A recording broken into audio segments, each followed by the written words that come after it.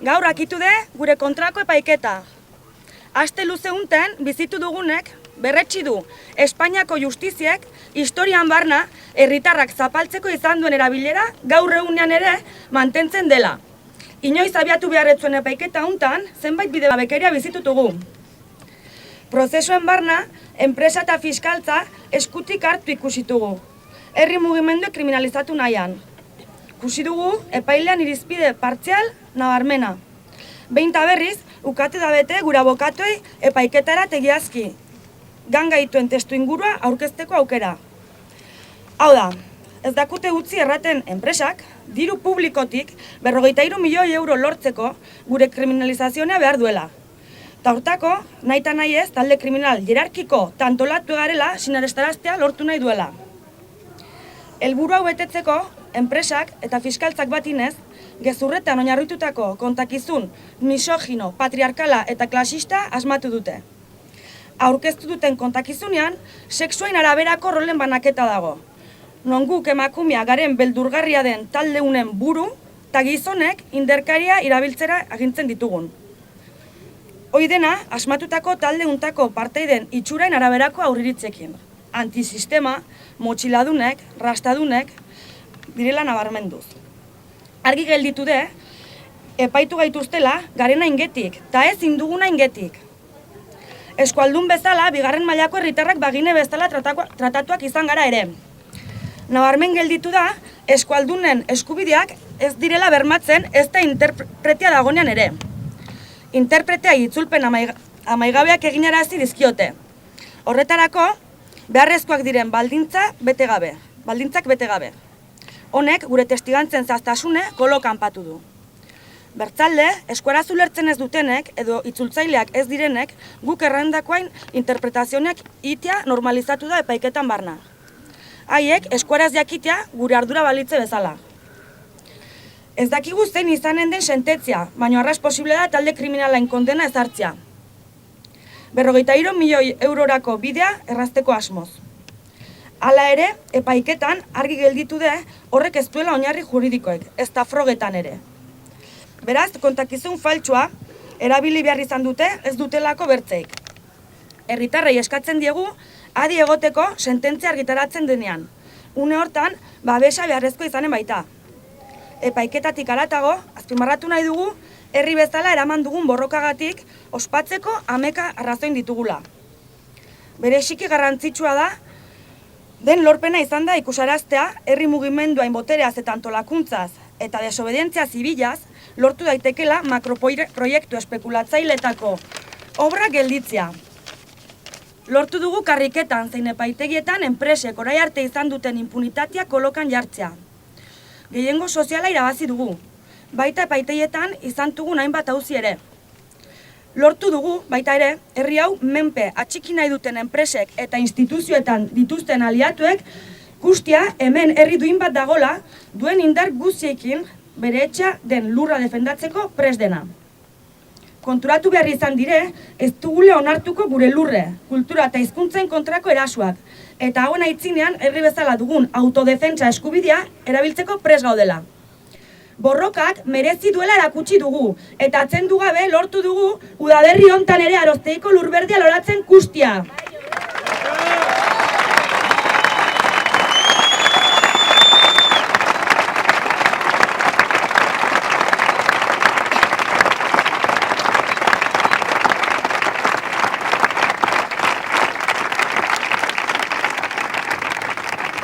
Nabarmendu nahi dugu borroka luze unten, garaipena handiena bidea bera izan dela. Herriz herri eman ditugun solasaldiak, kanpaldiak, manifestazioneak, bideoak, bizikleta martxak, bilerak, prentxaurrekoak, baita intugun aserre, negar, kantu eta dantzak ere. Guzien artean, Nafarroako landa eremuko herri bateko borroka, eskualerri mailako borroka bilakatzea lortu dugu. Hortaz, eskertu nahi dugu bideuntan, karriken, etxean, buleguan, lanteian eta baserrien bide lagun izentugun herritar guziek. Bereziki aste unten zehar, gu abesten egon zaten guziei. Zuek gabe hau ezinezkoa litzeke.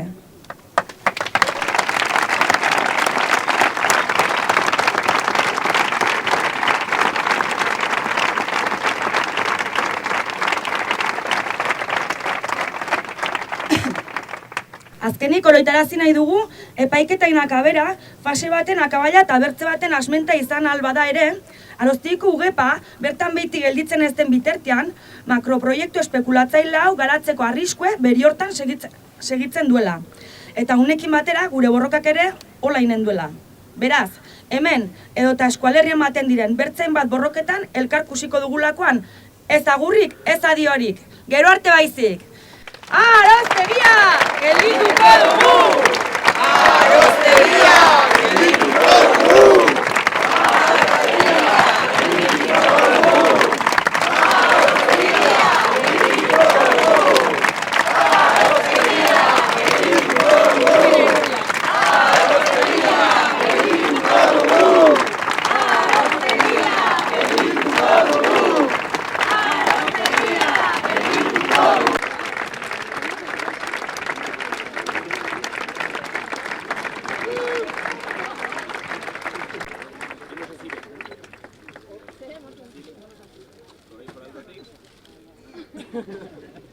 Unet hurbildu den jende guziek, ez? Bai Bazanetik, bai Euskal Herri osotik eta haiei eskerrik beruenak, ez? Bertzenaz, oino gogorragoa izan entzen. Gaurko egune, akaso bereziki gogorra nik uste dut intzaigula, aitu barri izan ditugun gauza guziengatik. Eta erran dugun moduen, kontu gogorra delako aitzea ze errelato sortzen den, gu kriminalizatu ahal izateko, ez? Bistakoa da, ez dutela deus, ez dutela frogarik, eta beraz, hitzak bakarrik erabili dituzte gure kontra. Orduen, egerteko gogorra izan da, eta kaso gainera fase berri baten hasiera. Zenekiten zer zegoen, baina ez dakit gogorra egiten den lehen eskutik entzutea gaur fiskalak bota dituenak. Bai, erran dugun bezala, azkenean beraiek errelato guziz faltsu bat sortu behar izan dute.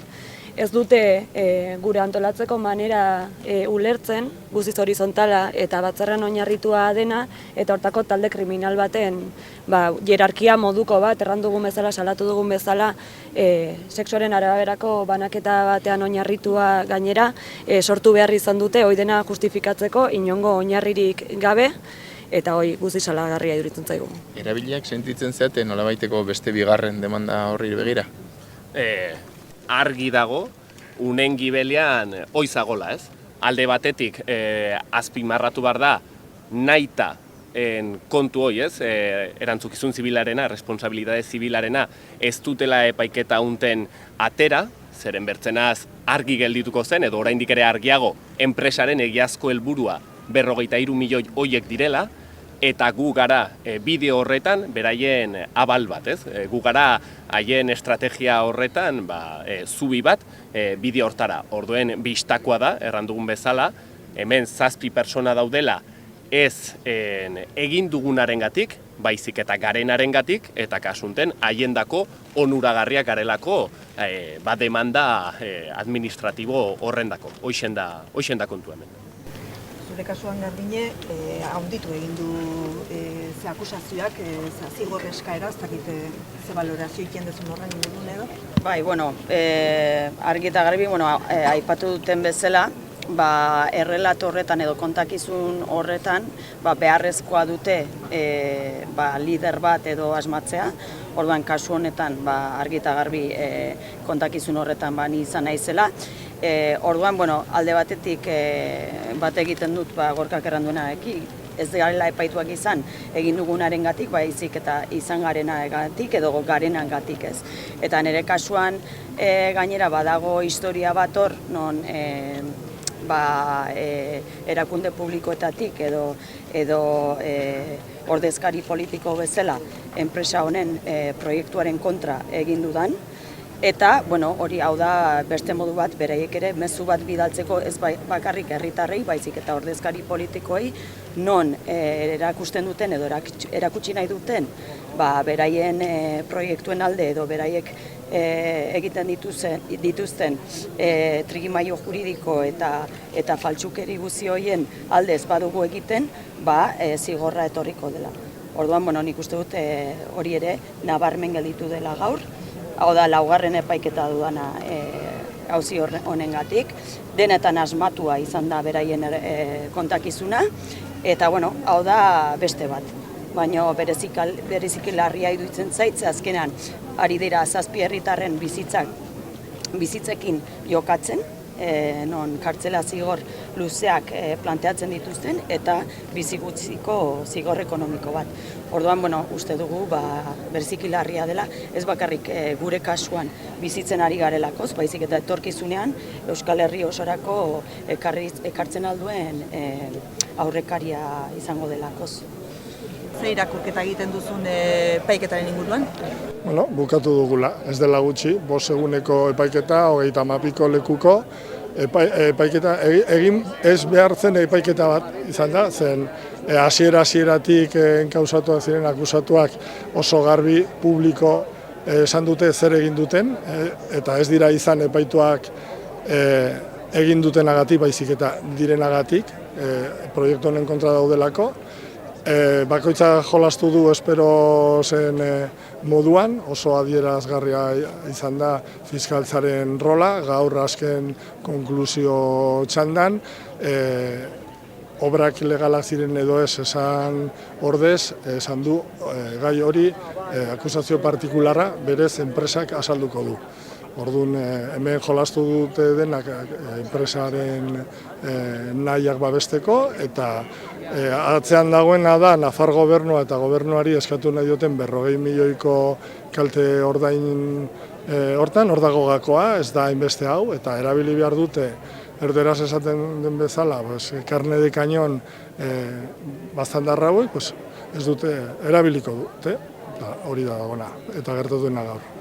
Zure azken hitzartzean esan duzu hau aroztegia zarago doala, edozein mugimendu sozial, desobedientzia zibileko edozein mugimendu kriminalizatzeko balio dezaketela sententzia kondenatorio izan ez gero, zergatik azaldu duzu? Bai, inolako arazorik gabe, fiskalak onartzen du hauek ez dutela inolako kalterik egin, bakarrik egin dutela hori, baina leporatzen diote, gakotzen artean beste batzuk egindakoa. Guk adibide oso garbi jarri dugu nekazariekin gertatutakoa Nafarroan azken urtean. Nola nekazari protestetan egondu ziren batzuk parlamentuan sartzen saiatu ziren, beste batzuk barrikada jartzen, beste batzuk, eta gai guztietan beti individualizatu eginda. Hemen ordez, ez bakarri protesta pazifikoen kontra egin dute. Guk salatu dugu fiskaltzak Nafarroan, eta hori bere garaian Altsasuko kasuarekin ikusi zen, erabiltzen dutela kodigo penala baino kodigo postala, eta hori oso larria da.